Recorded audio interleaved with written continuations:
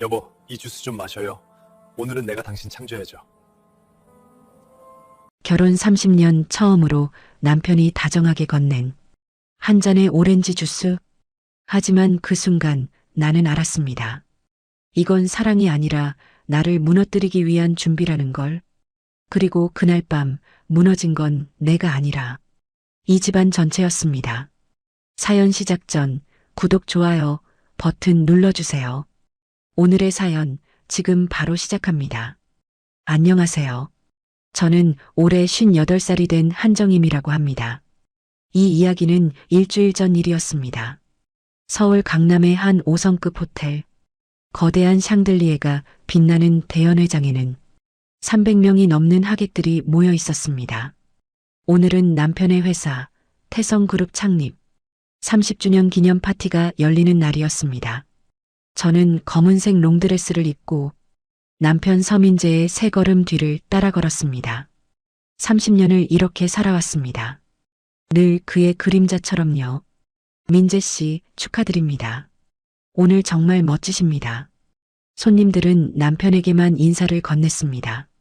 저는 마치 투명 인간이 된 것처럼 그 옆에 서 있을 뿐이었습니다. 남편은 제 존재를 신경 쓰지 않았습니다. 오히려 귀찮다는 듯 한숨을 쉬더니 차가운 목소리로 말했습니다. 당신은 저쪽 구석 테이블에 앉아 있어요. 오늘 중요한 손님들 많으니까 실수하지 말고. 그 말을 듣는 순간 가슴이 철렁 내려앉았습니다. 하지만 저는 아무 말도 하지 않았습니다. 그저 고개를 끄덕이고 남편이 가리킨 곳으로 조용히 걸어갔습니다. 30년 동안 늘 그래왔으니까요. 제가 앉은 테이블은 연회장 구석 끝자리였습니다. 무대도 잘 보이지 않는 곳이었습니다. 주변에는 아무도 앉지 않았습니다. 저는 혼자 의자에 앉아 물잔을 바라보았습니다. 이 자리가 제 위치구나. 그렇게 생각하니 쓸쓸함이 밀려왔습니다. 정임아, 넌 정말 착하다. 시집만 잘 가면 평생 편하게 살 수 있어. 30년 전 어머니가 하신 말씀이었습니다. 그때 저는 28살이었습니다. 맞선으로 만난 서민재 씨는 대기업 회장의 아들, 잘생긴 외모에 점잖은 말투까지 갖춘 사람이었습니다. 부모님은 너무 좋아하셨습니다. 저도 그때는 행복할 줄 알았습니다. 하지만 결혼 후 1년이 지나자 남편의 태도는 완전히 달라졌습니다. 집에 들어와도 인사 한마디 없었고 주말에도 골프나 술자리로 집을 비웠습니다. 저는 그저 집안일을 하고 시부모님을 모시며 조용히 살았습니다. 아이는 없었습니다. 남편이 원하지 않았으니까요. 당신은 그냥 집안 살림이나 챙기면 돼. 나한테 부담 주지 말고. 남편은 그렇게 말했습니다. 저는 그 말에 상처받으면서도 참고 견뎠습니다. 언젠가는 나아지겠지 하는 마음으로요. 하지만 30년이 지난 지금 아무것도 나아지지 않았습니다. 정임 씨, 여기 계셨네요. 혼자 계시니까 심심하시죠? 갑자기 옆에서 누군가 말을 걸었습니다. 고개를 들어보니 남편 회사의 비서실장 차서연 씨가 서 있었습니다. 35살쯤 되어 보이는 그녀는 새빨간 드레스를 입고 짙은 화장을 하고 있었습니다. 손에는 샴페인 잔을 들고 있었습니다. 저는 괜찮습니다. 저는 짧게 대답했습니다. 하지만 서연 씨는 비웃듯 웃으며 말했습니다. 사모님, 오늘 민재 전무님 정말 바쁘시죠? 뭐, 당연하죠. 오늘 주인공이 전무님이시니까요. 사모님은 그냥 구경만 하시면 되잖아요. 그 말투에는 분명한 조롱이 섞여 있었습니다. 저는 아무 말도 하지 않았습니다. 서연 씨는 다시 한번 웃더니 샴페인을 홀짝이며 자리를 떠났습니다. 가슴이 답답했습니다. 저 여자는 왜 저렇게 대하는 걸까요? 저는 그녀에게 잘못한 것도 없는데 말이에요. 하지만 곧 이상한 생각이 들었습니다. 서연 씨의 태도가 너무 당당했습니다. 마치 이 집안 사람인 것처럼요. 그때 무대 위로 시아버지 서태곤 회장님이 오르셨습니다. 하객들이 모두 박수를 쳤습니다. 회장님은 마이크를 잡고 인사말을 시작하셨습니다. 오늘 이렇게 귀한 분들이 모여주셔서 진심으로 감사드립니다. 태성그룹이 30년 동안 성장할 수 있었던 건 여러분의 도움 덕분입니다. 회장님의 목소리는 힘이 있었습니다. 하지만 저는 그 말을 제대로 듣지 못했습니다. 왜냐하면 그 순간 무대 옆에 서 있는 서연 씨의 모습이 눈에 들어왔기 때문입니다. 그녀는 회장님을 바라보며 묘한 미소를 짓고 있었습니다. 그리고 회장님도 그녀를 힐끗 쳐다보았습니다. 그 시선, 저는 그 짧은 순간을 놓치지 않았습니다. 그건 단순한 상사와 부하 직원의 눈빛이 아니었습니다. 훨씬 더 친밀하고 은밀한 무언가가 있었습니다. 이상했습니다. 모든 게 이상했습니다. 남편이 저를 구석자리에 앉힌 것도, 서연 씨의 도발적인 태도도, 회장님과 서연 씨의 그 시선도요. 그때 남편이 제 테이블로 걸어왔습니다. 손에는 오렌지색 음료가 담긴 잔을 들고 있었습니다. 남편은 30년 만에 처음으로 부드러운 표정을 지으며 말했습니다. 여보, 이 주스 좀 마셔요. 오늘은 내가 당신 챙겨야죠. 많이 심심했죠? 그 순간 저는 온몸이 굳어버렸습니다. 남편이 저를 여보라고 부른 건 결혼 후 처음이었습니다. 그리고 제게 직접 음료를 가져다 준 것도 처음이었습니다. 이건 분명 뭔가 잘못됐습니다. 남편의 눈빛에는 다정함이 아니라 계산된 무언가가 담겨 있었습니다. 저는 그 잔을 받아들고 가만히 바라보았습니다. 고마워요. 짧게 대답했지만 마시지는 않았습니다. 남편은 제가 마시는 걸 확인하려는 듯 잠시 서 있다가 다시 자리로 돌아갔습니다. 저는 그 잔을 테이블 위에 내려놓았습니다. 그리고 생각했습니다. 이 주스에는 분명 뭔가 들어있다고. 왜 오늘따라 저를 챙기는 척하는 걸까요? 왜 이렇게 모든 게 어색하고 이상한 걸까요? 무대 위에서는 축하 공연이 시작되었습니다. 화려한 조명이 연회장을 가득 채웠습니다. 하지만 저는 그 어떤 것도 즐길 수 없었습니다. 마음속에는 불안과 의심만 가득했습니다. 그리고 그날 밤 저는 알게 되었습니다. 이 모든 게 저를 무너뜨리기 위한 치밀한 계획이었다는 것을요. 남편이 자리로 돌아간 뒤 저는 그 오렌지 주스를 계속 바라보았습니다. 투명한 잔 속에 담긴 선명한 주황빛 액체. 겉으로 보기에는 아무 문제가 없어 보였습니다. 하지만 제 본능은 계속 경고했습니다. 이건 마시면 안 된다고요. 저는 조심스럽게 주변을 살폈습니다. 남편은 멀리 떨어진 귀빈석에 앉아 회장님과 다른 임원들과 대화를 나누고 있었습니다. 하지만 가끔씩 제 쪽을 힐끗힐끗 쳐다보았습니다. 마치 제가 그 주스를 마셨는지 확인하려는 것처럼요. 그 시선이 너무 노골적이었습니다. 저는 일부러 잔을 들어 올렸습니다. 입술에 가져다 대는 척했지만 실제로는 마시지 않았습니다. 그리고 다시 테이블 위에 내려놓았습니다. 남편은 그 모습을 보더니 뭔가 불만스러운 표정을 지었습니다. 그리고 옆에 앉은 서연 씨에게 뭐라고 속삭였습니다. 서연 씨는 고개를 끄덕이더니 다시 제 쪽으로 걸어왔습니다. 사모님, 아직도 주스 안 드셨어요? 전무님이 특별히 챙겨주신 건데 빨리 드세요. 목마르시잖아요. 서연 씨의 목소리는 다정했지만 눈빛은 차갑고 날카로웠습니다. 저는 그녀를 똑바로 바라보며 대답했습니다. 아직 배가 불러서요. 나중에 천천히 마시겠습니다. 그래요? 그럼 제가 다른 음료 갖다 드릴까요? 이건 좀 미지근해 보이네요. 서연 씨가 제 잔을 집으려 했습니다. 저는 재빨리 손으로 잔을 가렸습니다. 괜찮습니다. 이대로 두겠습니다. 순간 서연 씨의 얼굴이 굳어졌습니다. 하지만 곧 다시 억지 미소를 지으며 말했습니다. 네, 알겠습니다. 천천히 드세요.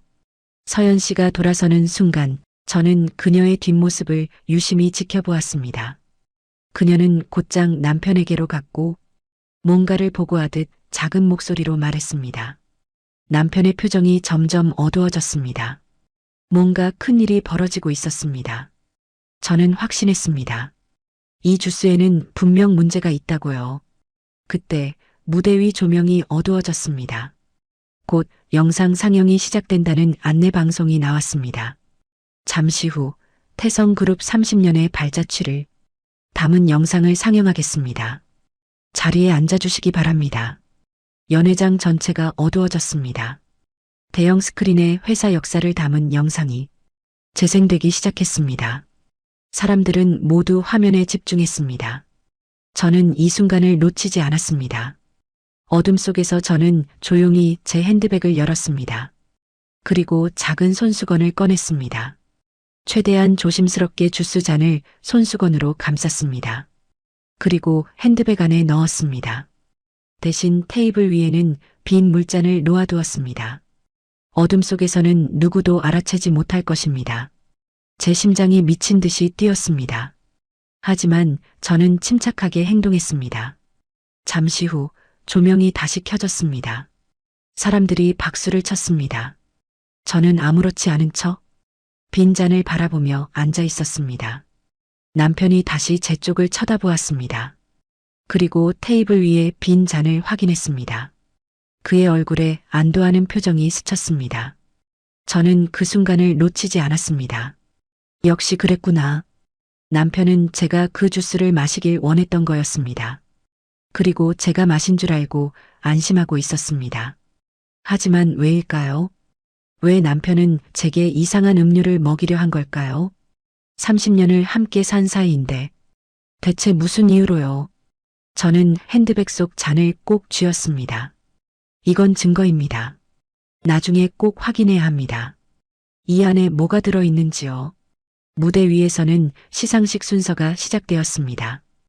회장님이 다시 무대에 올라 공로상 수상자들을 호명하기 시작했습니다. 올해 최우수 직원상은 비서실 차서연 실장에게 돌아갑니다. 우레와 같은 박수 소리가 터져 나왔습니다. 서연 씨가 화려한 미소를 지으며 무대 위로 올라갔습니다. 그녀는 회장님으로부터 상패를 받았습니다. 그리고 소감을 말하기 시작했습니다. 정말 영광입니다. 회장님과 전무님 덕분에 이 자리까지 올 수 있었습니다. 하지만 저는 이상한 걸 발견했습니다. 서연 씨의 얼굴이 점점 붉어지고 있었습니다. 그리고 눈빛이 흔들리기 시작했습니다. 말도 점점 빨라지고 있었습니다. 저는 정말 이 회사를 사랑합니다. 아니, 사랑했습니다. 갑자기 서연 씨의 목소리가 높아졌습니다. 사람들이 웅성거리기 시작했습니다. 뭔가 이상하다는 표정들이었습니다. 저는 그녀를 가만히 지켜보았습니다. 서연 씨의 손이 떨리고 있었습니다. 그리고 이마에 땀이 송글송글 맺혀 있었습니다. 뭔가 잘못되고 있었습니다. 분명 뭔가가요. 그리고 그 순간 저는 깨달았습니다. 혹시 서연 씨가 제가 마셔야 할 그 주스를 대신 마신 건 아닐까요? 아니, 그럴 리가 없습니다. 저는 분명 그 잔을 핸드백에 넣었으니까요. 하지만 서연 씨의 이상한 행동을 보니 뭔가 연결고리가 있는 것 같았습니다. 무대 위에서 서연 씨는 계속 말을 이어갔습니다. 하지만 그 내용이 점점 이상해지고 있었습니다. 저는 이 자리에서 말하고 싶습니다. 더 이상 숨기고 싶지 않아요. 회장님의 얼굴이 굳어졌습니다. 남편도 자리에서 일어나려 했습니다. 하지만 서연 씨는 멈추지 않았습니다. 그리고 다음 순간 그녀의 입에서 믿을 수 없는 말이 터져 나왔습니다. 저는 회장님과 특별한 관계입니다. 연회장이 순식간에 조용해졌습니다. 300명이 넘는 사람들이 모두 숨을 죽이고 서연 씨를 바라보았습니다.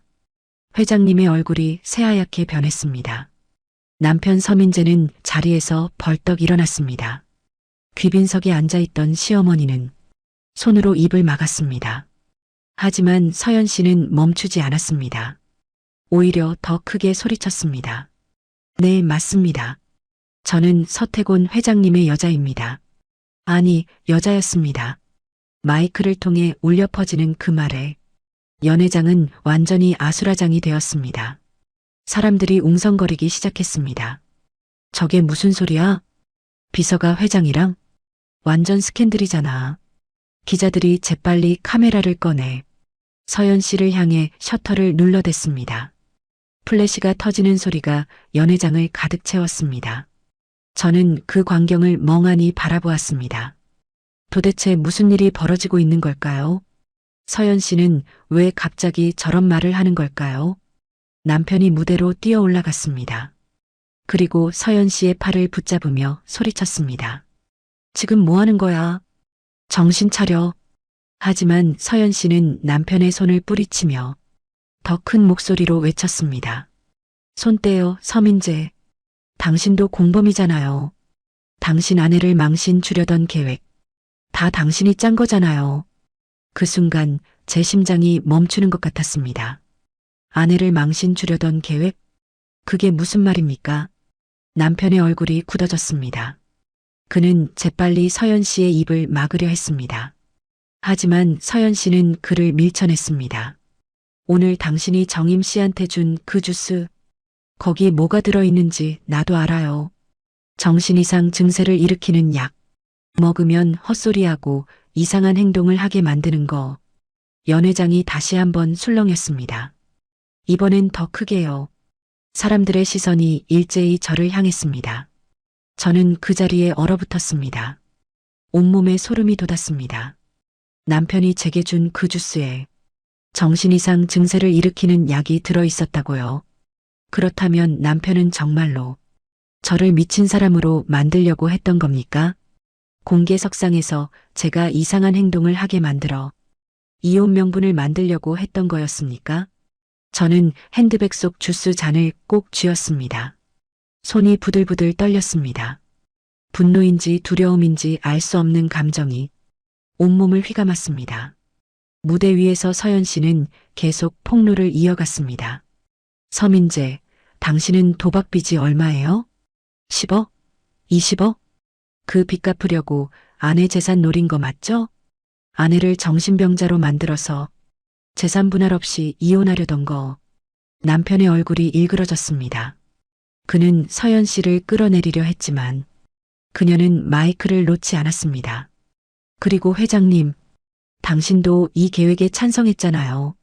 며느리 쫓아내고 재혼시켜서 손자 낳게 하려던 거. 시어머니가 비명을 질렀습니다. 그리고 그 자리에서 쓰러졌습니다. 주변 사람들이 급히 시어머니를 부축했습니다.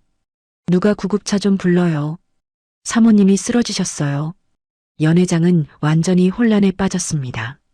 사람들이 이리저리 뛰어다녔습니다. 경호원들이 무대 위로 올라가 서연 씨를 제지하려 했습니다. 하지만 서연 씨는 마지막 한마디를 더 외쳤습니다. 그리고 제가 임신했어요. 아이 아빠는 서민재가 아니라 서태곤 회장입니다. 그 말이 떨어지자 연 회장은 완전히 정적에 휩싸였습니다. 모든 사람이 충격에 빠진 얼굴로 무대를 바라보았습니다. 회장님은 그 자리에서 비틀거렸습니다. 얼굴이 새빨갛게 달아올랐습니다. 그리고 주먹을 불끈 쥐었습니다. 남편 서민재는 무대 위에서 아버지를 향해 소리쳤습니다. 아버지, 이게 무슨 소리예요? 차서연이랑 그런 관계였어요? 회장님은 대답하지 않았습니다. 그저 고개를 돌렸을 뿐입니다. 그 모습이 모든 걸 말해주고 있었습니다.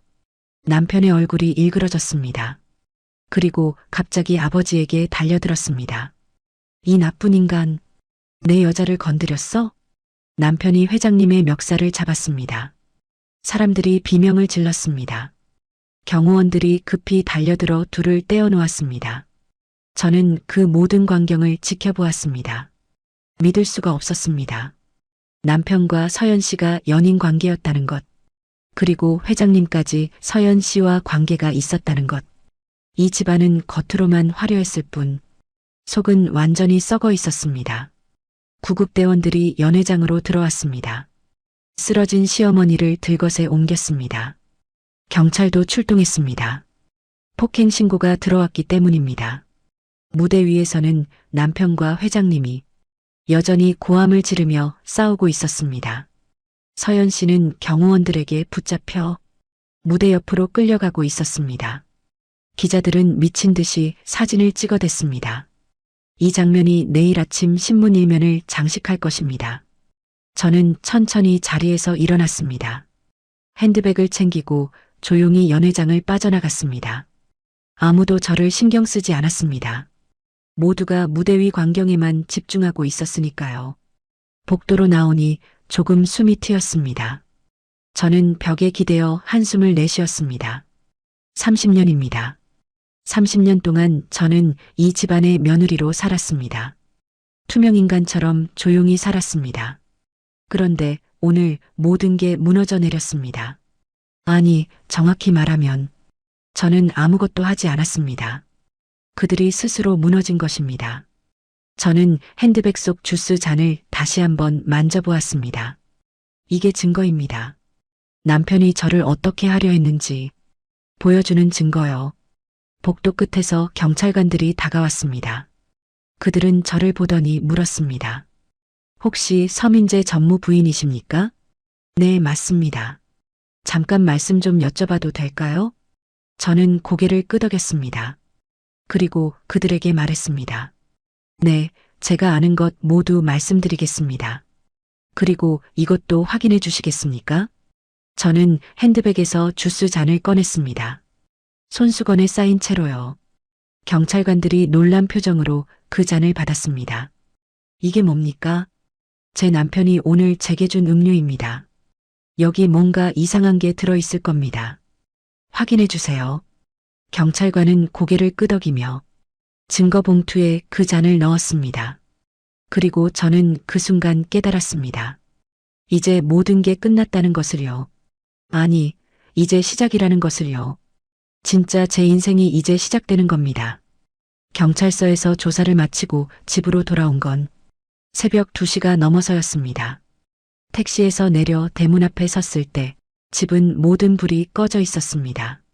평소 같았으면 현관에 불이 켜져 있었을 텐데 오늘은 깜깜했습니다. 아무도 없는 집, 저는 그제야 실감했습니다. 이제 정말 혼자구나 하고요. 문을 열고 들어가니 거실에는 어둠만 가득했습니다. 저는 불을 켜지 않은 채 소파에 주저앉았습니다. 오늘 하루가 꿈만 같았습니다. 아침에 집을 나설 때만 해도 저는 그저 남편을 따라 파티에 참석하는 평범한 아내였습니다. 하지만 지금은 모든 게 달라졌습니다. 핸드폰이 울렸습니다. 모르는 번호였습니다. 하지만 저는 받지 않았습니다. 아마 기자일 것입니다. 오늘 사건이 벌써 뉴스에 나갔을 테니까요. 잠시 후 문자가 왔습니다. 남편 서민재였습니다. 당신이 계획한 거였어? 차서연이 왜 그런 말을 한 거야? 당신이 뭘 한 거지? 저는 그 문자를 읽고 헛웃음이 나왔습니다. 아직도 저를 의심하는 겁니까? 본인이 저지른 일은 생각하지 않고요. 저는 답장을 보내지 않았습니다. 대신 핸드폰을 꺼버렸습니다. 더 이상 그의 말을 듣고 싶지 않았습니다. 다음 날 아침 집 앞에는 기자들이 몰려 있었습니다. 대문 밖에서 카메라를 들이대고 플래시를 터뜨렸습니다. 사모님, 한 말씀만 해주세요. 어젯밤 사건에 대해 알고 계셨습니까? 남편과 이혼할 계획이십니까? 저는 커튼을 쳐서 밖을 가렸습니다. 그리고 집안에 그대로 있었습니다. 밖으로 나갈 수가 없었습니다. 점심때쯤 초인종이 울렸습니다. 인터폰 화면을 보니 시댁 친척 어른이 서 계셨습니다. 남편의 큰아버지였습니다. 문을 열어드리자 큰아버지는 냉정한 표정으로 말씀하셨습니다. 정임 씨, 이번 일 정말 유감이야. 하지만 우리 집안 체면도 생각해야지. 언론에 이상한 말하지 말고 조용히 넘어가 주게. 큰아버님, 저는 아무 잘못도 하지 않았습니다. 그건 나도 알아. 하지만 가족이잖아. 이 일을 크게 만들면 너만 손해야. 그냥 조용히 합의하고 마무리하자고. 저는 고개를 저었습니다. 죄송하지만 그럴 수 없습니다. 제 남편이 저한테 무슨 짓을 하려 했는지 큰아버님은 아십니까? 그야 뭐, 좀 과했지. 하지만 어디 부부싸움이 칼로 물베기지. 그냥 넘어가면 안 되겠어? 부부싸움이라고요. 저는 어이가 없었습니다. 남편은 저를 정신병자로 만들려 했습니다. 그게 단순한 부부 싸움입니까? 큰아버님, 이만 돌아가 주세요. 저는 제 방식대로 하겠습니다. 큰아버지는 혀를 차며 돌아가셨습니다. 그 뒷모습이 야속했습니다. 30년 동안 명절 때마다 정성껏 모셨는데 이렇게 차갑게 대하시다니요. 오후가 되자 이번엔 시댁 친구분이 오셨습니다. 어머님과 가까운 분이셨습니다. 정임 씨, 어머님이 많이 편찮으셔. 어젯밤에 쓰러지셔서 아직 입원 중이야. 내가 병문안이라도 가야 하는 거 아니야? 제가 무슨 면목으로 병문안을 갑니까? 어머님께서 저를 보고 싶어 하실까요? 그래도 며느리잖아. 이럴 때일수록 가족이 뭉쳐야지. 또 가족이라는 말이었습니다. 저는 지쳤습니다. 죄송합니다만 저는 갈 수 없습니다. 그분도 실망한 표정으로 돌아가셨습니다.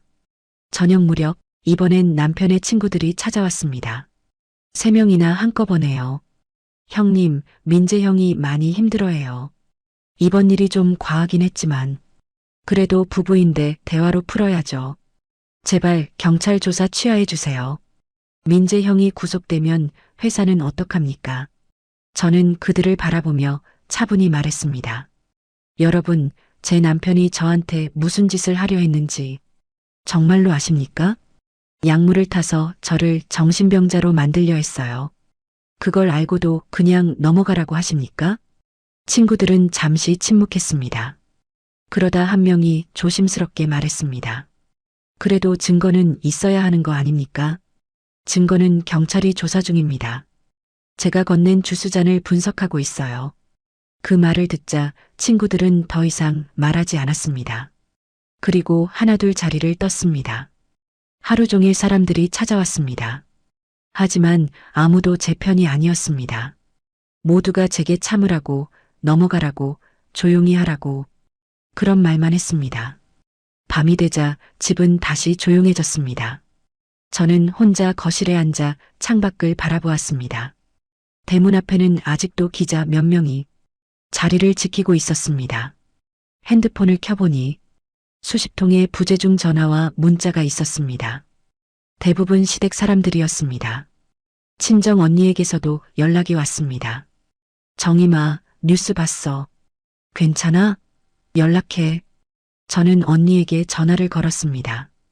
벨이 2번 울리자 언니가 받았습니다. 정임아, 언니, 많이 힘들지? 내가 지금 갈까? 아니, 괜찮아. 기자들이 많아서 오기 힘들 거야. 그래도 너 혼자 있으면 안 되는데. 언니, 나 이제 어떻게 해야 할까? 제 목소리가 떨렸습니다. 하루 종일 참았던 눈물이 터져 나왔습니다. 울지 마, 정임아. 너는 아무 잘못도 없어.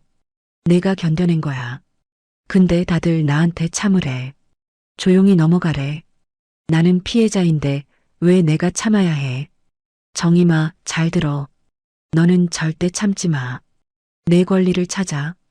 변호사 선임해서 제대로 대응해. 언니의 말이 위로가 되었습니다.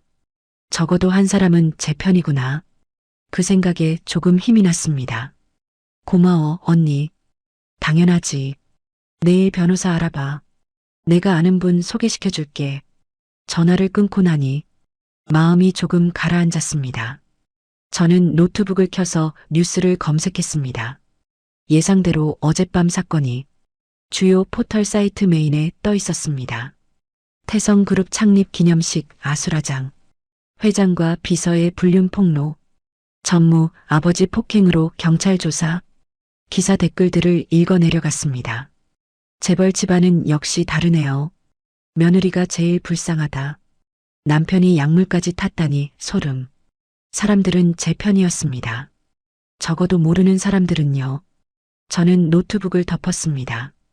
그리고 다시 생각했습니다. 이제 어떻게 해야 할지요. 언니 말대로 변호사를 선임해야 합니다. 그리고 제대로 맞서야 합니다. 더 이상 참고 넘어가는 삶은 살지 않을 겁니다. 다음 날 아침 저는 언니가 소개해준 법무법인을 찾아갔습니다. 기자들을 피해 후문으로 빠져나와 택시를 타고 강남의 한 빌딩으로 갔습니다. 변호사 사무실은 20층에 있었습니다.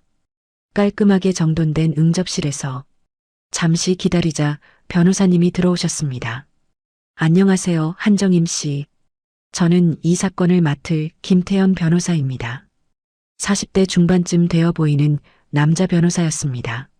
차분하고 신뢰감 있는 인상이었습니다. 네, 안녕하세요. 우선 뉴스를 통해 대략적인 상황은 파악했습니다만 한정임 씨께 직접 듣고 싶습니다. 처음부터 차근차근 말씀해 주시겠습니까? 저는 지난 이틀간의 일을 모두 말씀드렸습니다. 파티장에서 남편이 건넨 주스, 제가 그것을 핸드백에 숨긴 것, 차서연의 폭로, 그리고 경찰에 증거로 제출한 것까지요. 김태현 변호사는 메모를 하며 제 이야기를 경청했습니다. 일단 가장 중요한 건 그 주스 분석 결과입니다. 경찰 측에서 언제쯤 나온다고 했습니까? 일주일 정도 걸린다고 들었습니다. 그렇군요. 만약 거기서 약물이 검출된다면 남편 측은 굉장히 불리해집니다. 특수상해 혹은 상해미수로 처벌받을 수 있어요. 그럼 저는 어떻게 해야 하나요? 우선 이혼 소송을 준비하셔야 합니다. 그리고 재산 분할과 위자료 청구도 함께요. 남편 측에서 합의를 제안할 수도 있는데 절대 서두르지 마시고 저와 상의하세요. 네, 알겠습니다. 그리고 한 가지 더 여쭤볼 게 있습니다. 혹시 남편 재산 규모를 아십니까? 저는 잠시 생각했습니다. 정확히는 모릅니다. 하지만 회사 주식이 있고 강남에 아파트 2채, 용인에 땅도 있는 걸로 알아요. 본인 명의입니까? 아니면 공동 명의입니까? 대부분 남편 명의일 겁니다. 결혼할 때 제 재산은 거의 없었거든요. 김 변호사는 고개를 끄덕였습니다. 알겠습니다. 재산 조회를 해보겠습니다. 숨긴 재산이 있을 수도 있으니까요. 혹시 그런 것도 찾을 수 있나요? 물론입니다. 이혼 소송에서는 재산 은닉 여부를 철저히 조사합니다. 특히 상대방이 잘못을 저지른 경우엔 위자료도 상당히 높게 책정될 수 있어요. 그 말에 조금 위안이 되었습니다. 적어도 제가 완전히 빈손으로 나가지는 않겠구나. 상담을 마치고 사무실을 나올 때 휴대폰에 낯선 번호로 전화가 걸려왔습니다. 저는 조심스럽게 받았습니다. 여보세요? 한정임 씨입니까? 저는 경찰청 과학수사대 이민호 경위입니다. 심장이 두근거렸습니다. 네, 저 맞습니다. 한정임 씨가 제출하신 음료 샘플 분석 결과가 나왔습니다. 벌써요? 일주일 걸린다고 하지 않으셨나요? 긴급 의뢰로 처리했습니다. 사건이 워낙 중대해서요. 그래서 결과가 어떻게 나왔습니까? 예상대로 각성제 성분이 검출되었습니다. 정확히는 메스암페타민 유사 물질이에요. 복용 시 흥분, 환각, 자제력 상실 등을 유발하는 위험한 약물입니다. 저는 그 자리에 멈춰 섰습니다. 역시 그랬습니다. 남편은 정말로 저한테 약물을 먹이려 했던 겁니다. 지금 서민재 씨를 소환 조사 중입니다.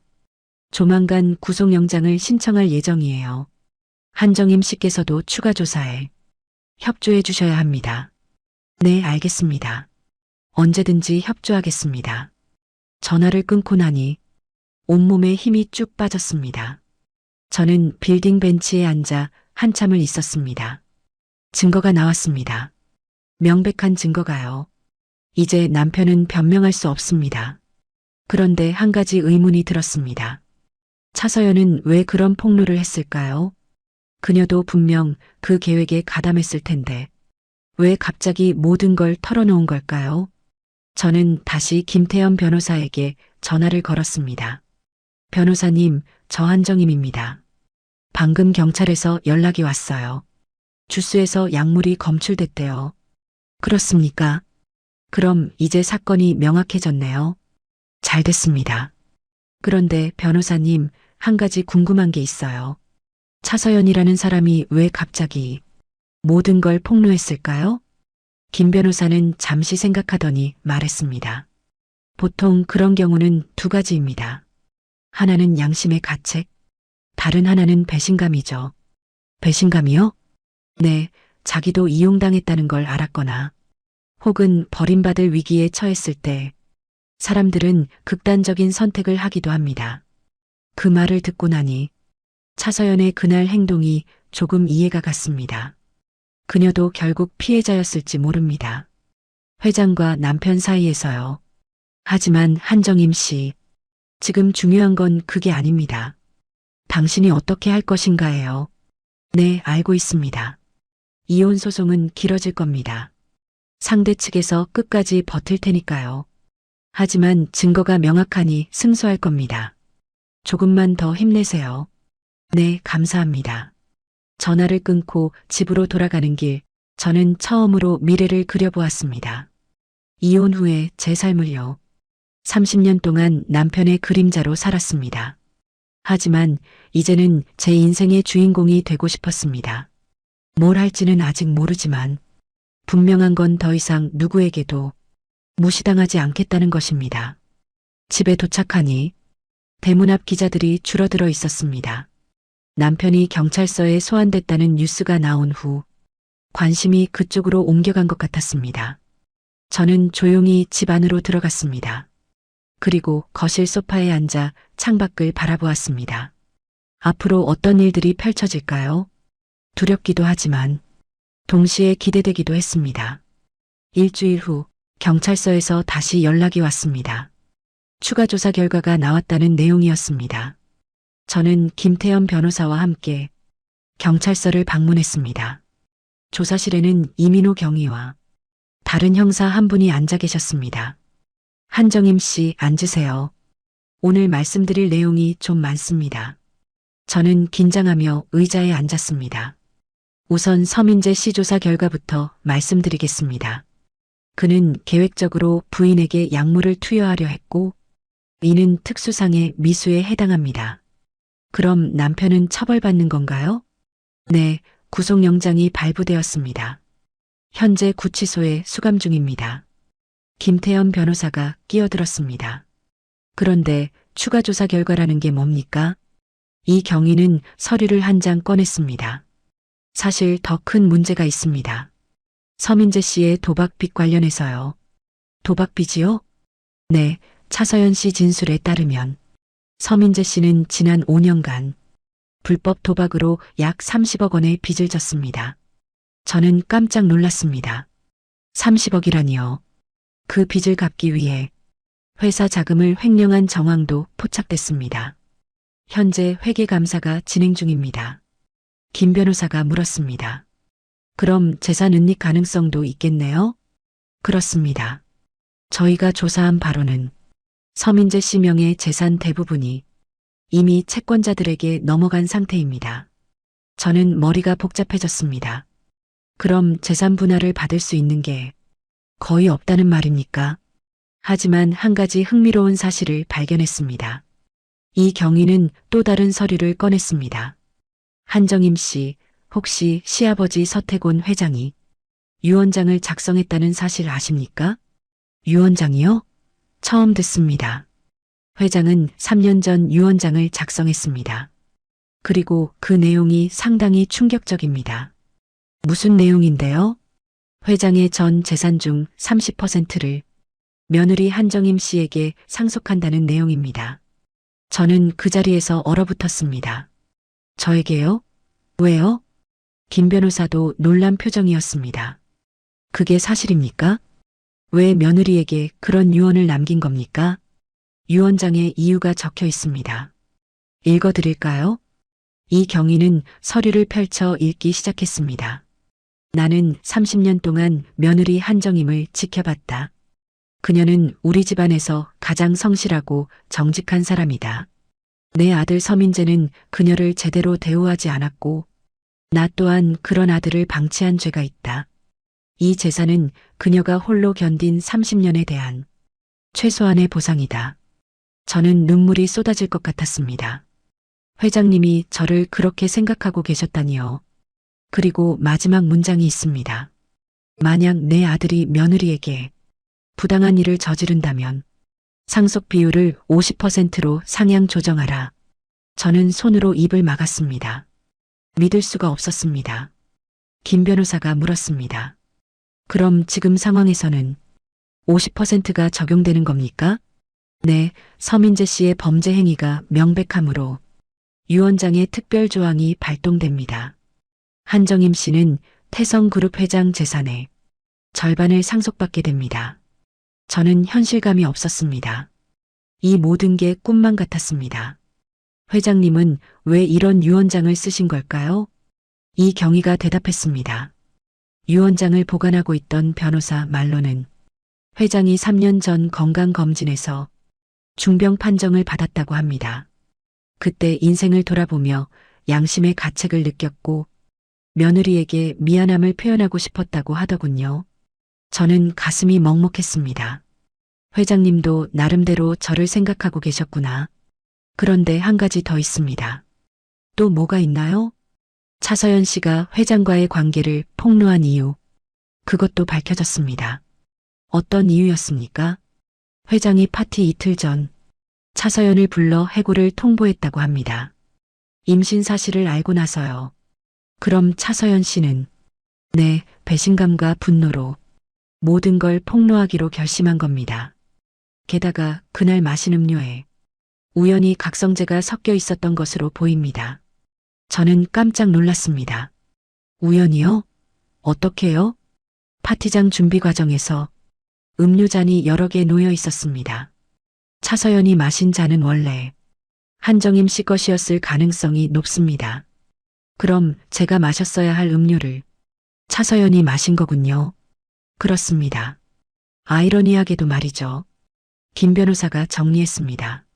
결국 서민재 씨의 계획은 차서연 씨가 대신 약을 마시면서 실패했고 오히려 모든 진실이 드러나게 된 거군요. 정확합니다. 저는 한참을 말없이 앉아 있었습니다. 모든 게 우연처럼 보이지만 어쩌면 필연이었을지도 모른다는 생각이 들었습니다. 제가 그 주스를 핸드백에 숨기지 않았다면, 차서연이 그 잔을 마시지 않았다면 모든 진실은 영영 묻혔을지도 모릅니다. 한정임 씨, 이경희가 부드럽게 말했습니다. 힘든 시간을 견뎌내셨습니다. 이제 당신의 권리를 찾으세요. 저는 고개를 끄덕였습니다. 경찰서를 나올 때 김 변호사가 말했습니다. 한정임 씨 축하드립니다. 이제 모든 게 당신 편입니다.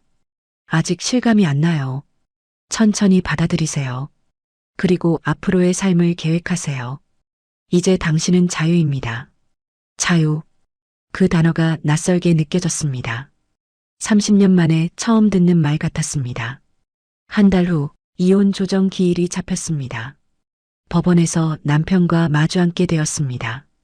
남편 서민재는 초췌한 모습이었습니다. 구치소 생활 때문인지 얼굴이 많이 상해 있었습니다. 조정위원이 말했습니다. 양측 모두 조정안을 검토하셨습니까?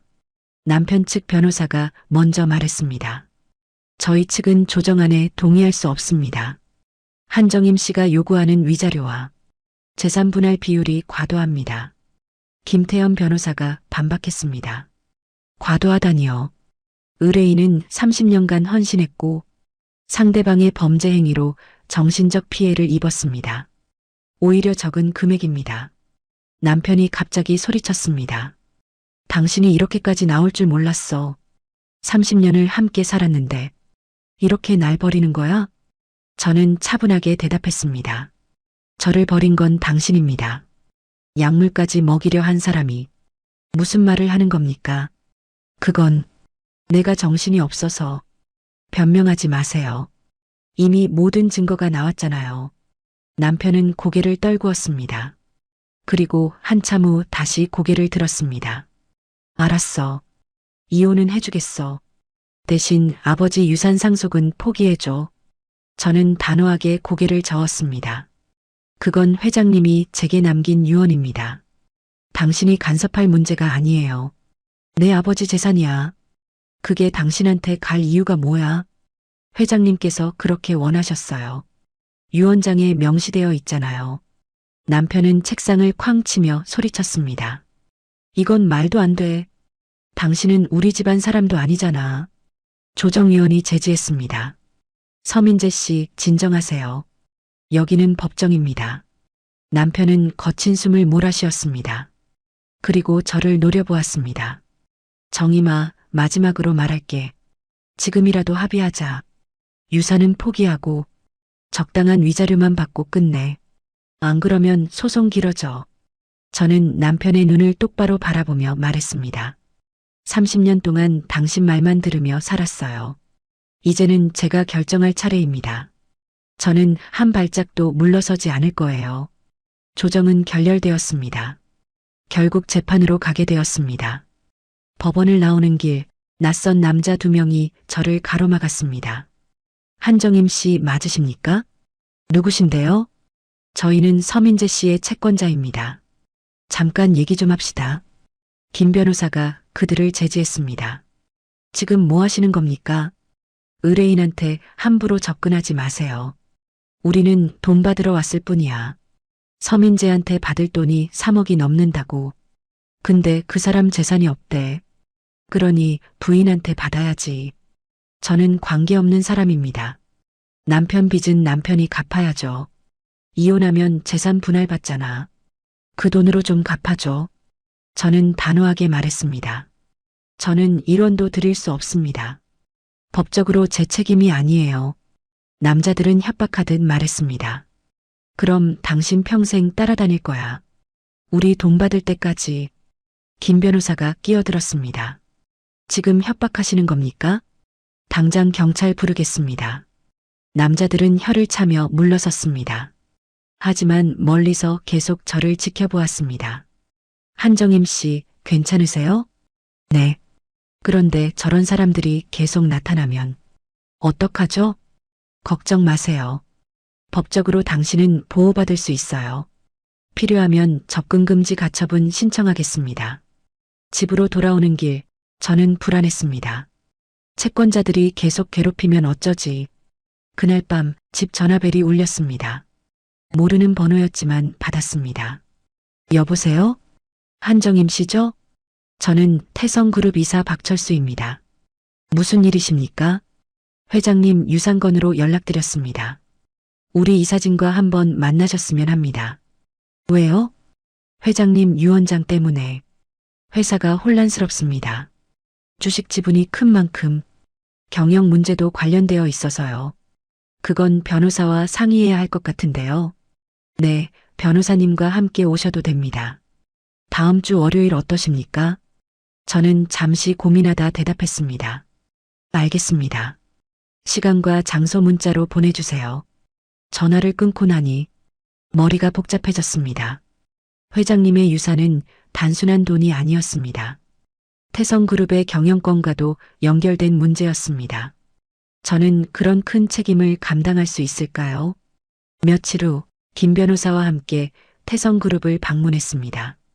30년 동안 남편 뒤를 따라 수없이 왔던 곳. 하지만 오늘은 달랐습니다. 저는 주인으로 온 것입니다. 회의실에는 이사 5명이 앉아 있었습니다. 박철수 이사가 먼저 말했습니다.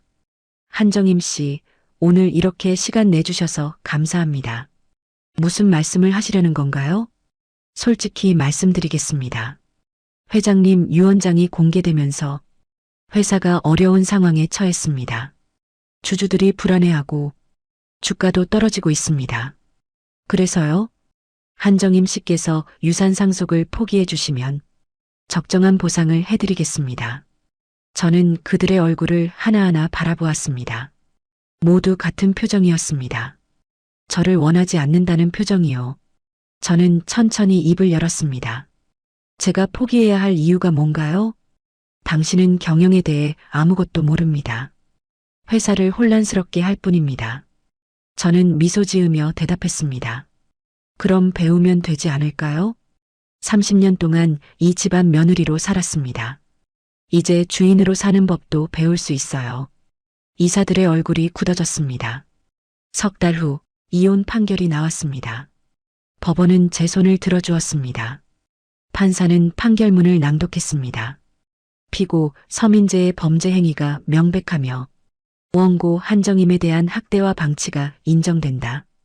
따라서 이혼을 인정하고 위자료 5억 원을 지급하라. 남편은 고개를 떨구었습니다. 그의 변호사도 아무 말이 없었습니다. 판사는 계속 말했습니다.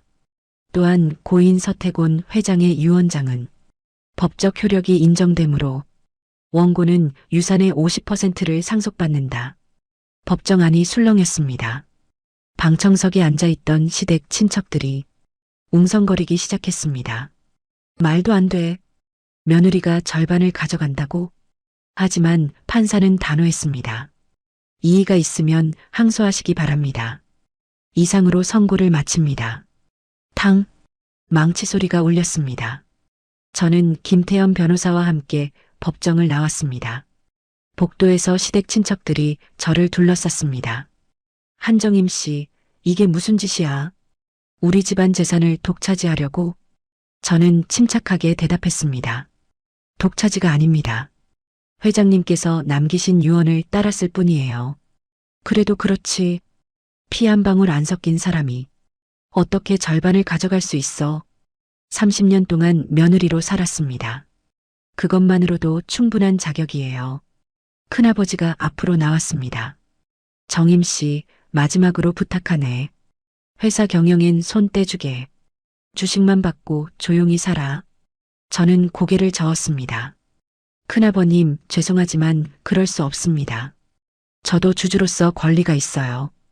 회사 경영에 참여하겠습니다. 당신이 회사 경영을 뭘 알아? 모르면 배우면 됩니다. 이미 경영학 공부를 시작했어요. 사실이었습니다. 지난 석 달 동안 저는 경영 컨설턴트를 고용해 회사 구조를 공부했습니다. 재무제표 읽는 법도 배웠고 이사회 운영 방식도 익혔습니다. 친척들은 어이없다는 표정이었습니다. 하지만 저는 당당했습니다. 법원을 나오자 기자들이 몰려들었습니다. 한정임 씨, 소감 한 말씀 해주세요. 앞으로 계획이 어떻게 되십니까? 저는 마이크 앞에 섰습니다. 그리고 또박또박 말했습니다. 저는 30년 동안 투명인간처럼 살았습니다. 하지만 이제는 다릅니다. 제 인생의 주인공이 되겠습니다. 태성그룹 경영에도 참여하십니까? 네, 당연합니다.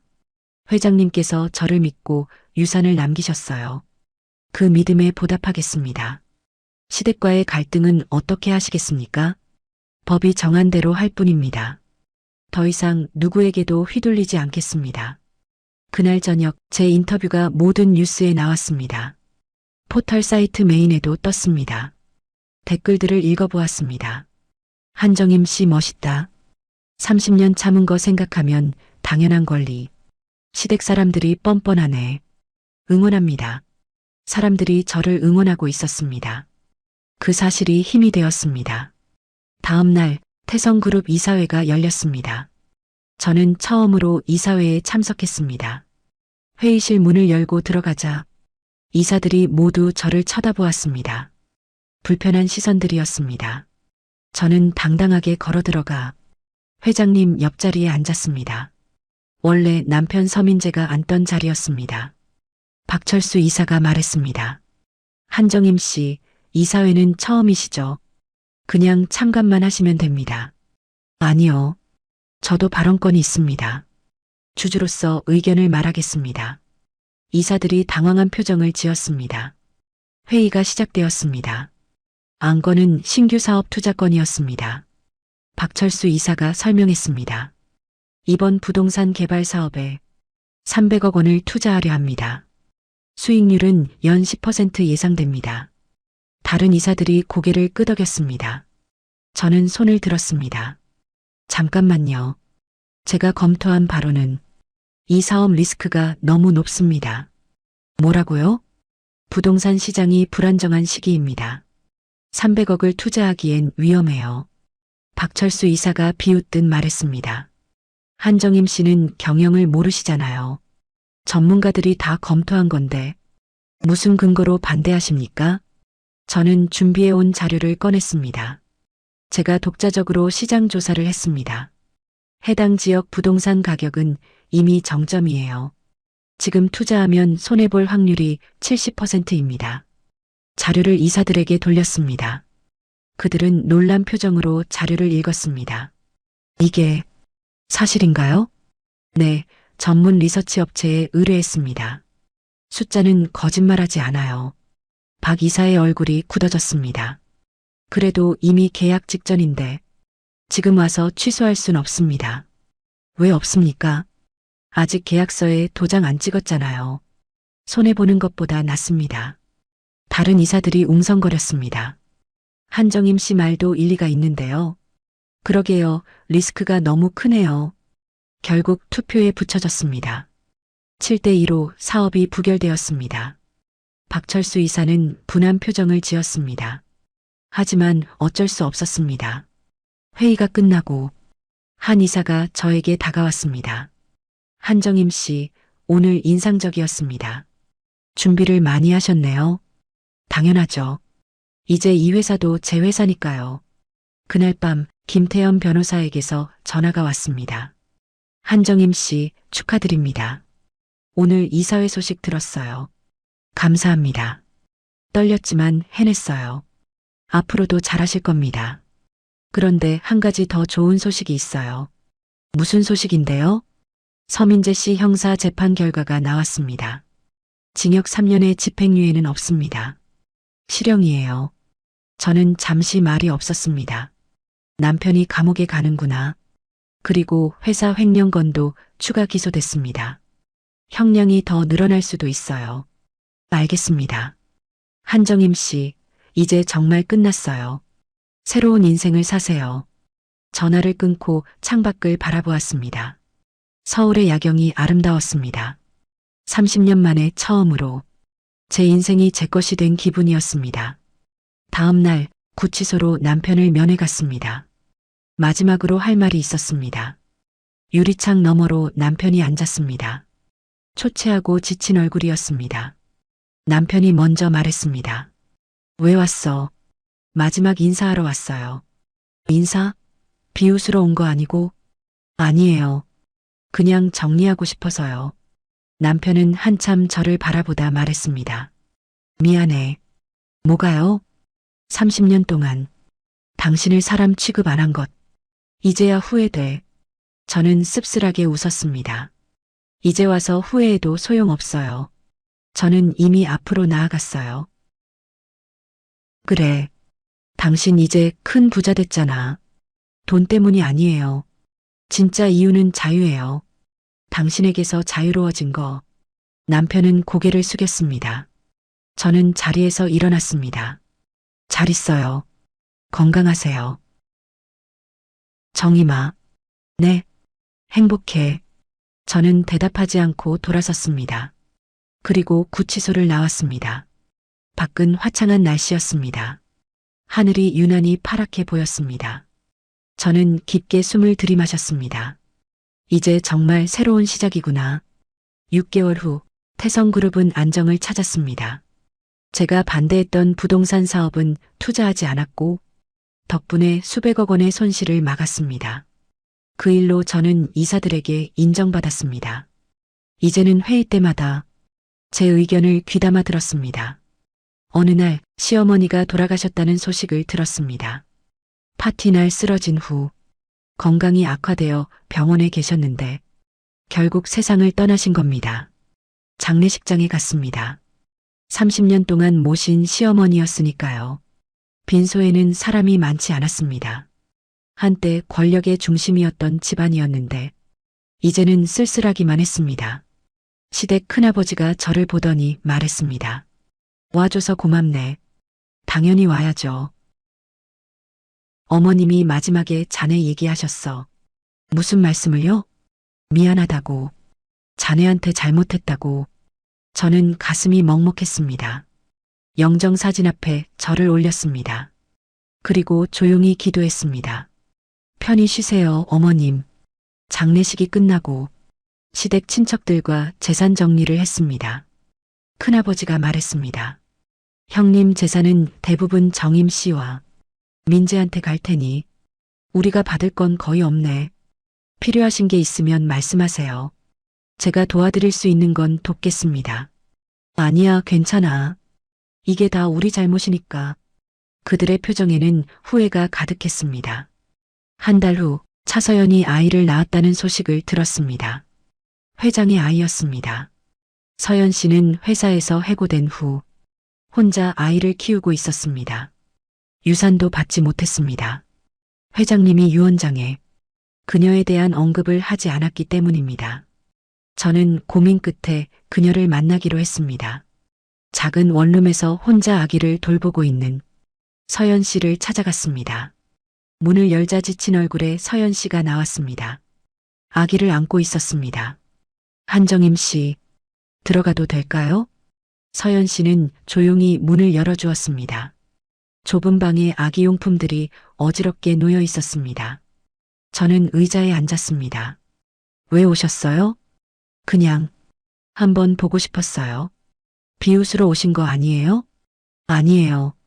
서연 씨는 한참 저를 바라보다 말했습니다. 저 정말 미안해요. 뭐가요? 사모님한테 했던 짓들. 지금 생각하면 제가 너무 나빴어요. 저는 고개를 저었습니다. 이제 다 지난 일이에요. 아니에요. 저는 사모님을 무시했고 회장님과 전무님 사이에서 비겁하게 줄타기 했어요. 서연 씨의 눈에 눈물이 고였습니다. 그런데 결국엔 다 잃었어요. 직장도, 돈도, 사랑도. 이제 남은 건 이 아이뿐이에요. 아기가 잠에서 깨어 울기 시작했습니다. 서연 씨는 아기를 달래며 눈물을 흘렸습니다. 저는 가방에서 봉투를 꺼냈습니다. 이거 받으세요. 뭔데요? 아기 키우는데 쓰세요. 봉투 안에는 1,000만 원이 들어 있었습니다. 서연 씨는 깜짝 놀랐습니다. 왜? 제게 이런 걸? 그 아이는 죄가 없어요. 잘 키우세요. 한정임 씨, 서연 씨, 저도 똑같았어요. 30년 동안 힘들게 살았어요. 그러니까 당신 마음 알아요. 이제부터라도 잘 사세요. 서연 씨는 엉엉 울기 시작했습니다. 정말 죄송해요. 제가 너무 나빴어요. 저는 조용히 일어났습니다. 건강하세요. 그날 밤 뉴스에서 남편 소식이 나왔습니다. 전 태성그룹 전무 서민재, 횡령 혐의로 추가 징역 2년, 총 5년형 확정. 화면에 남편의 모습이 나왔습니다. 법정에서 고개를 숙이고 있는 모습이었습니다. 댓글에는 비난이 가득했습니다. 자업자득이다. 부인한테 약물까지 먹이려 한 인간. 감옥에서 반성해라. 저는 화면을 껐습니다. 더 이상 그의 소식에 마음이 흔들리지 않았습니다. 며칠 후 박철수 이사가 사표를 냈습니다. 비리 연루 의혹 때문이었습니다. 이사회에서 그를 조사한 결과 부동산 사업권에서 개인적으로 리베이트를 받으려 했던 것이 드러났습니다. 제가 그 사업을 막지 않았다면 회사는 큰 손실을 보고 박철수는 떼돈을 벌었을 겁니다. 다른 이사들이 저에게 말했습니다. 한정임 씨 덕분에 회사를 지켰습니다. 정말 고맙습니다. 당연한 일을 했을 뿐이에요. 이제 당신이 진짜 우리 회사의 주인입니다. 저는 그 말이 기뻤습니다. 어느 날 저녁 집에 돌아오니 택배가 와 있었습니다. 발신인은 남편 서민재였습니다. 상자를 열어보니 편지 한 통이 들어 있었습니다.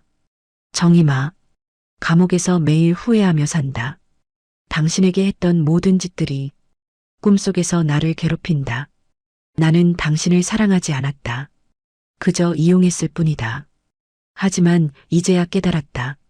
당신은 내가 만난 사람 중 가장 강한 사람이었다는 것을. 30년을 참고 견디고 결국 스스로 일어섰으니까 나는 이제 다 잃었다.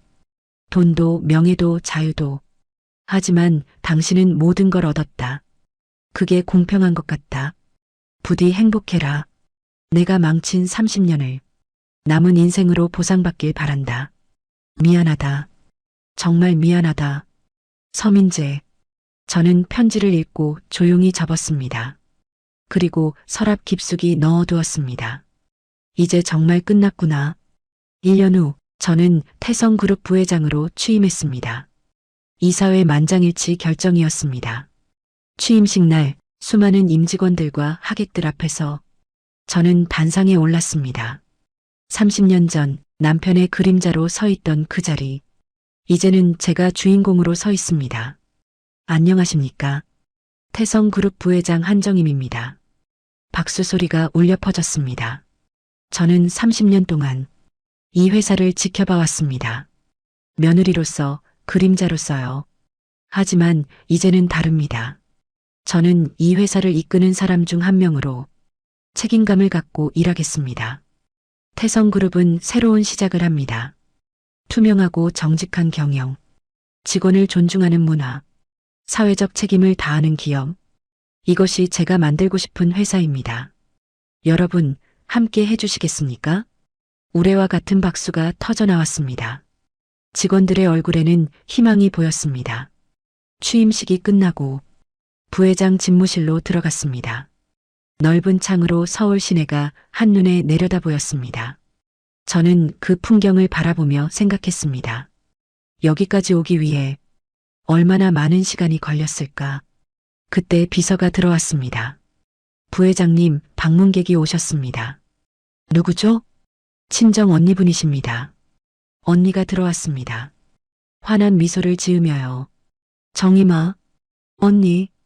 우리는 서로 껴안았습니다. 축하해, 정임아. 부회장까지 되다니. 언니가 얼마나 자랑스러운지 몰라. 다 언니 덕분이야. 언니가 옆에서 응원해줘서 여기까지 올 수 있었어. 무슨 소리야? 다 내가 잘한 거지. 내가 포기하지 않았잖아. 우리는 소파에 앉아 차를 마셨습니다. 정임아, 요즘 어때? 행복해? 응, 언니. 30년 만에 처음으로 내 인생을 사는 기분이야. 보기 좋다. 예전엔 항상 우울해 보였는데 이제는 눈빛이 살아있어. 그동안 죽은 사람처럼 살았나 봐. 이제 어떻게 할 거야? 계속 회사 일만 할 거야? 저는 잠시 생각했습니다. 아니, 다른 것도 하고 싶어. 공부도 더 하고 싶고, 여행도 가고 싶어. 하고 싶었던 것들 다 해볼 거야. 좋은 생각이다. 아, 그리고 재혼은 안 해? 저는 웃으며 고개를 저었습니다. 당분간은 아니야. 지금은 나 자신과 사랑에 빠졌거든. 언니가 크게 웃었습니다. 그래, 그게 제일 중요하지. 며칠 후 제가 설립한 재단 개소식이 있었습니다. 한정임 여성인권재단. 가정폭력 피해 여성들을 돕고 경제적으로 자립할 수 있도록 지원하는 재단입니다. 개소식에서 저는 말했습니다. 저도 한때 피해자였습니다. 정신적 학대와 방치 속에서 30년을 견뎌냈습니다. 하지만 저는 운이 좋았습니다. 법의 보호를 받을 수 있었고 새로운 시작을 할 수 있었으니까요. 이 재단은 그런 기회를 갖지 못한 여성들을 위한 곳입니다. 법률 지원, 심리 상담, 직업 교육, 모든 것을 무료로 제공합니다. 참석자들이 박수를 쳤습니다. 행사가 끝나고 한 여성이 제게 다가왔습니다. 부회장님, 저 상담 받을 수 있을까요? 물론이죠. 어떤 어려움이 있으세요? 남편의 폭력 때문에 벗어나고 싶은데 방법을 모르겠어요. 저는 그녀의 손을 잡았습니다. 도와드릴게요. 혼자가 아니에요. 그녀의 눈에 눈물이 고였습니다. 감사합니다. 그날 저는 깨달았습니다. 제가 겪은 고통이 헛되지 않았다는 것을요. 이제 다른 사람들을 도울 수 있으니까요. 6개월 후 재단을 통해 도움을 받은 여성이 100명을 넘어섰습니다. 그중 한 명이 제게 편지를 보냈습니다. 부회장님께 저는 15년 동안 남편의 폭력에 시달렸습니다. 도망칠 용기가 없었습니다. 하지만 재단을 통해 변호사 선임을 받고 이혼에 성공했습니다. 지금은 작은 가게를 운영하며 두 아이와 행복하게 살고 있습니다. 부회장님이 없었다면 저는 아직도 지옥 같은 삶을 살고 있었을 겁니다. 정말 감사합니다. 부회장님의 용기가 제게 희망을 주었습니다. 저는 편지를 읽으며 눈물을 흘렸습니다. 기쁜 눈물이었습니다. 어느 봄날 저는 제주도로 여행을 갔습니다. 30년 만에 처음 떠나는 혼자만의 여행이었습니다. 바닷가에 앉아 파도를 바라보았습니다. 바람이 머리카락을 흩날렸습니다. 저는 눈을 감고 생각했습니다. 1년 전 이맘때를 떠올렸습니다. 파티장에서 남편이 건넨 주스. 그 순간 저는 선택했습니다. 더 이상 당하지 않겠다고요. 그리고 1년이 지난 지금 저는 완전히 다른 사람이 되었습니다. 누군가의 아내가 아닌 한정임이라는 한 사람으로요. 핸드폰이 울렸습니다. 김태현 변호사였습니다. 한정임 씨, 좋은 소식이에요. 무슨 소식이죠? 서민재 씨가 모범수로 인정받아 형기가 1년 단축됐대요. 그래요? 성년 후면 출소한답니다. 저는 잠시 침묵했습니다. 알겠습니다. 알려주셔서 감사해요. 한정임 씨는 어떠세요? 괜찮으세요? 네, 저는 괜찮아요. 아주 괜찮아요. 전화를 끊고 다시 바다를 바라보았습니다. 남편이 출소한다고 해서 제 삶이 흔들리지 않습니다. 저는 이미 앞으로 나아갔으니까요. 그날 저녁 호텔 방에서 일기를 썼습니다. 오늘은 30년 결혼 기념일이다. 아니, 이제는 이혼 1년 기념일이라고 해야 할까? 30년 동안 나는 그림자였다. 하지만 1년 동안 나는 나였다. 이제 나는 안다. 행복은 누군가 주는 게 아니라 스스로 만드는 것이라는 걸. 앞으로 20년, 30년. 나는 내 방식대로 살 것이다. 누구에게도 휘둘리지 않고 일기를 덮고 창밖을 바라보았습니다. 제주도의 밤하늘에는 별이 가득했습니다. 저는 처음으로 제 인생이 아름답다고 느꼈습니다. 다음 날 아침 서울로 돌아가기 전 해변을 산책했습니다. 파도가 발을 적셨습니다. 시원하고 상쾌했습니다. 멀리서 누군가 제게 손을 흔들었습니다. 모르는 사람이었지만 저도 손을 흔들어 주었습니다. 그리고 생각했습니다. 이제 시작이구나. 진짜 내 인생의 시작. 끝까지 시청해 주셔서 감사합니다. 좋아요 버튼으로 마음을 표현해 주세요. 그리고 구독과 알림 설정까지 해주시면 앞으로도 더 감동적이고 재미있는 이야기로 찾아뵙겠습니다. 감사합니다.